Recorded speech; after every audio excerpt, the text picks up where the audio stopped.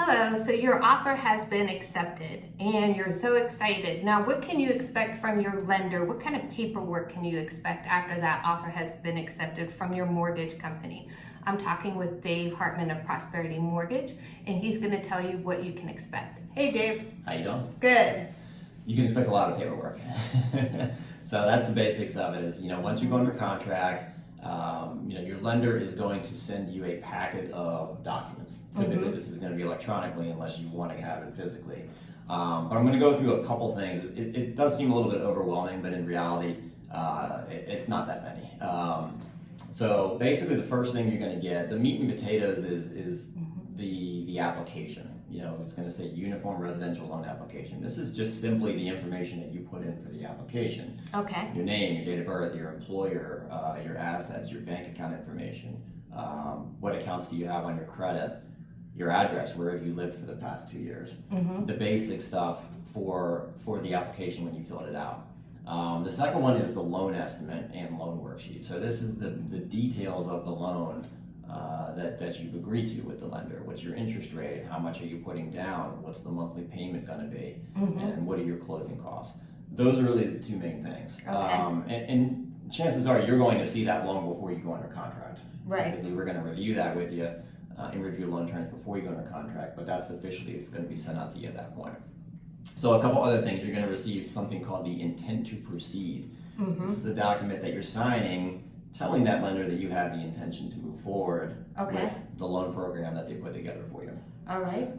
The reason why that's important is because that enables us to, at that point, get the appraisal order, and in which case you can be charged for the appraisal. That's typically your only upfront cost. Can't charge you that until we've delivered the loan estimate and you have the intent to proceed at that point. Okay. Interest rate lock agreement is important because if you have locked in your interest rate or if you have not, this form is going to tell you that. So if you locked in your interest rate, it's going to confirm for you that your interest rate cannot change so long as you close through a specific date. Now, that's something, do they have to pay extra for to lock in that rate? No. No. No. Anywhere from a 30 to 60 day lock, which is typical, there's no charge to do that. Okay. If you're in a new construction situation and you want to lock in, 6 months out or even a year, sometimes you do have to pay a deposit. Right. That's held and credited back to you at closing. Okay. Your homeownership counseling options. We as lenders are required to provide you with a list of people that you can get homeownership counseling through. If you're a first-time buyer, you don't know what's going on, and you want to enlist the help of an outside third party, we give you a list of people that you can contact. Okay.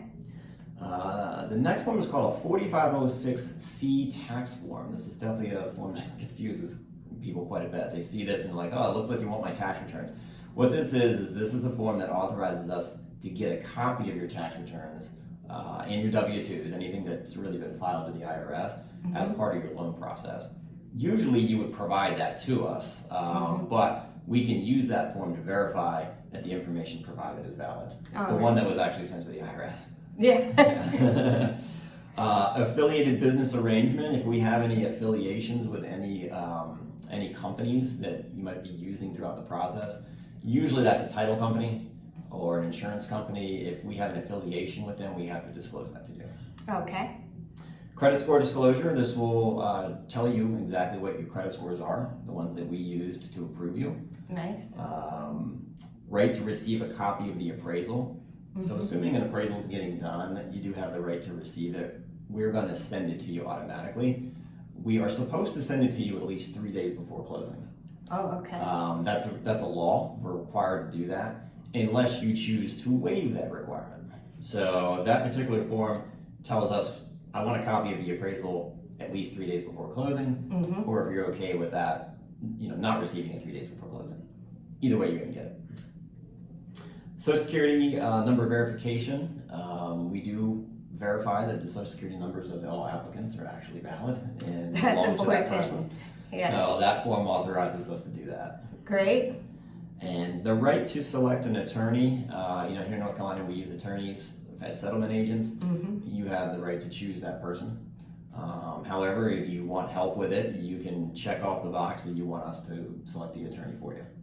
Awesome. Which is pretty typical. Unless you know somebody, typically you're going to go off a recommendation of either your agent or your lender. Yep, because the buyer has the right to select their own attorney at closing. That is right. All right. Well, Pretty much any it. more forms? That's about it. You might see a couple things. You might see an amortization schedule. There might be a couple other little things, but that's the main thing you're going to see in that 50-page packet that gets sent to you, and it gets overwhelming sometimes. Nice. Well, now you know who to call if you have any additional questions. Dave Hartman at Prosperity Mortgage. Have a good day.